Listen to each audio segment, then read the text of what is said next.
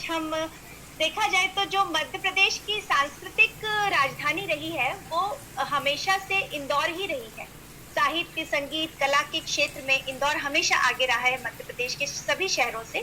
तो आज कुछ नगीने हम इंदौर से लेकर आए हैं आपके लिए और इसमें सबसे पहले जिनको मैं आमंत्रित करना चाहती हूँ, वो सबसे पहले हमारे बीच हैं श्रीमती ज्योति सिंह जी, जो हिंदी साहित्य में ही जिन्हें डॉक्टरेट प्राप्त है और विदुषी ज्योति सिंह आज तक अनवरत अध्ययनरत भी हैं। ये बड़ा प्रेरणादायी है और जिसको कहते हैं कि पत्रकारिता में बीपीए का आप तृतीय वर्ष की छात्रा भी हैं, उसके अलावा आप डॉक्टरेट कर चुकी हैं, जो वाकई में एक प्रेरणादायी चीज है कि आप अभी तक अनवरत चीजें करती जा रही हैं और लेखन के क्षेत्र में भी आप 30 वर्षों से सक्रिय हैं और 30 से अधिक आपके साझा संकलन आ चुके हैं। मुझे लगता है किसी का माइक अनम्यूट हो गया है, तो प्लीज अपने अपने माइक म्यूट कर लें। और इसके अलावा आपके 60 शोध लेख आलेख जो है प्रकाशित हो चुके हैं और इस हिंदी की आप किसी ने अपना माइक अनम्यूट किया है, मुझे मेरी आवाज इको कर रही है मेरी, प्लीज सारे लोग माइक म्यूट कर लें।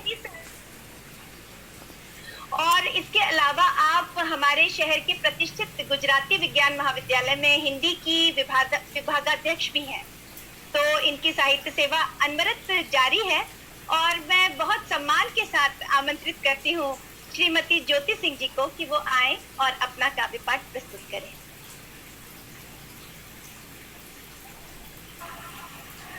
नमस्कार साथियों, मैं डॉक्टर ज्योति सिंह आप लोगों से कुछ अपने मन के भाव आज साझा करूंगी।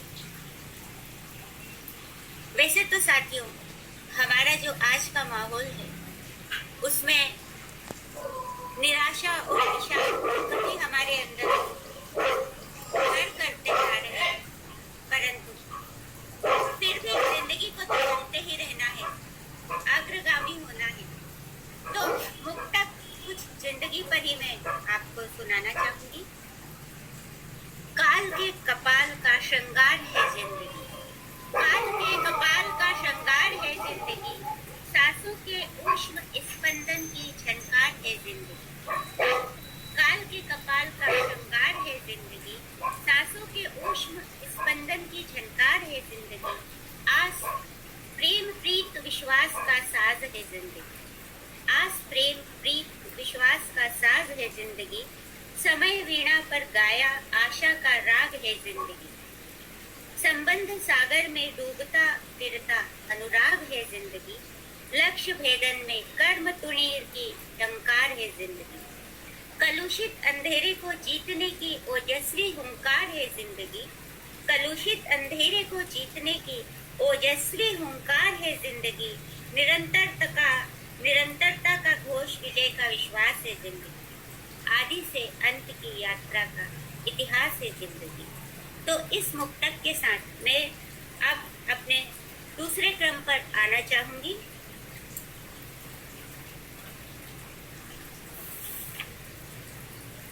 दोस्तों, हमारी जिंदगी में हमारे साथ संबंध आते जाते रहते हैं।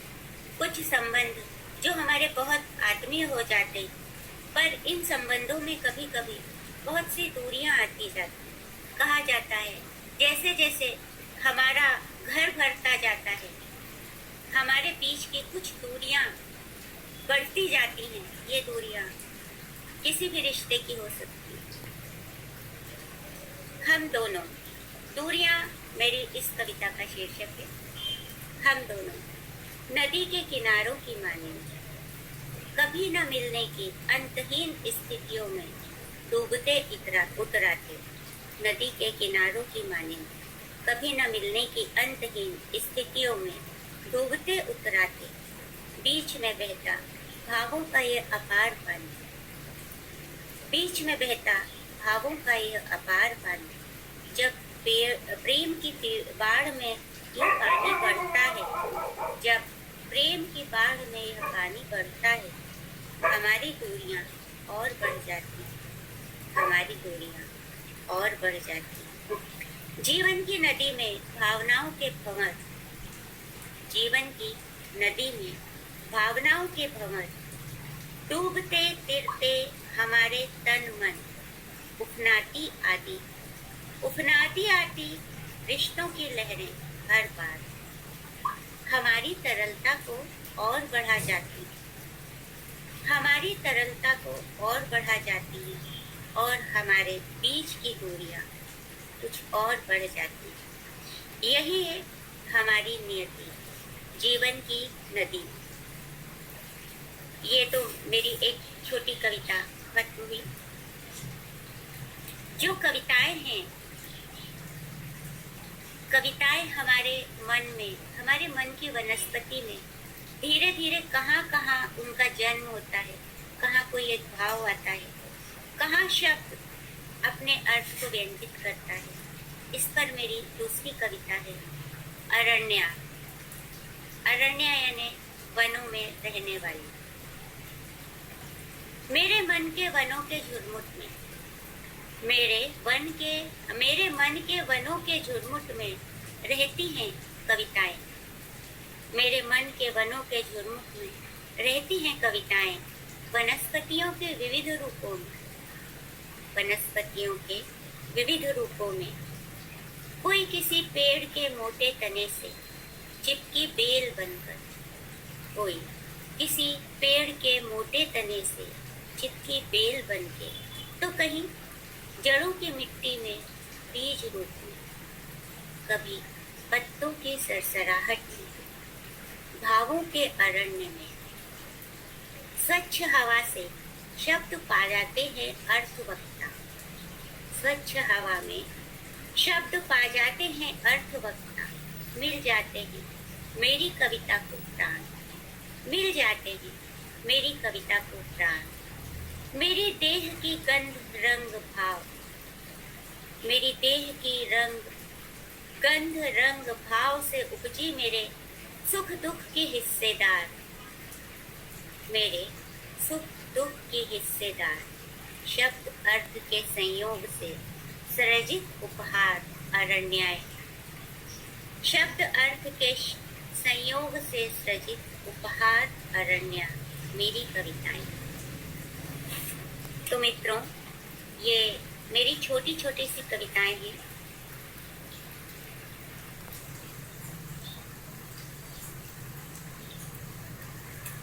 नारी जाति, पता नहीं क्यों पुरुष ने आज तक इसे व्यक्ति नहीं माना। आज तक उसे कभी भोग किया तो कभी दूसरे संबोधनों से संबोधित करते रहते हैं।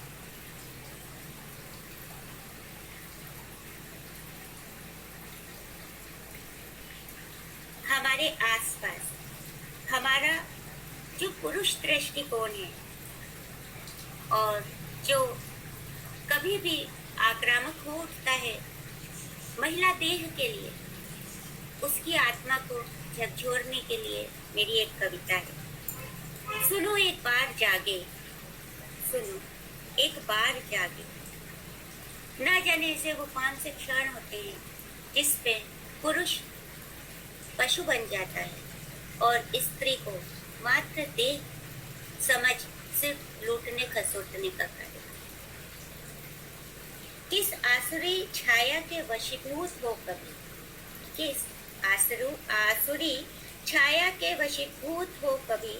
कहीं अकेले तो कहीं इकट्ठे हो सभी, कहीं अकेले तो कहीं इकट्ठे हो सभी। नारी देह को क्षणिक उन्मादों के नागपाशों में कर आबद्ध, नारी देह को क्षणिक उन्मादों के नागपाशों में कर आबद्ध कर देते हो मानवता को स्तब्ध, कर देते हो मानवता को स्तब्ध। कुछ क्षण में अस्तित्व का कर मान भंग, रौरव नर्क की यातना और अंग भंग। यदि वो अपनी हवस मिटा रहे हैं तो वो नारी देह को ऐसे छोड़ भी नहीं देते, उसको खंडित विखंडित कर देते। अक्षम्य अपराध के साक्ष्य मिटा के तत्पर, अक्षम्य अपराध के साक्ष्य मिटा के तत्पर। संपूर्ण अस्तित्व को अग्नि में स्वाहा कर, उनके जो भी उनके पार्श्विक वृत्तियां हैं, नारी देह को भोगने के बाद भी खत्म नहीं होती। वो उसे मिटाना भी चाहते हैं, मैं सबूत मिटाना चाहते हैं। इतना विभत्स उनके विचार कैसे हो जाते हैं, जबकि वो हमारे ही कोई पुरुष, पति, भाई या पिता होता है।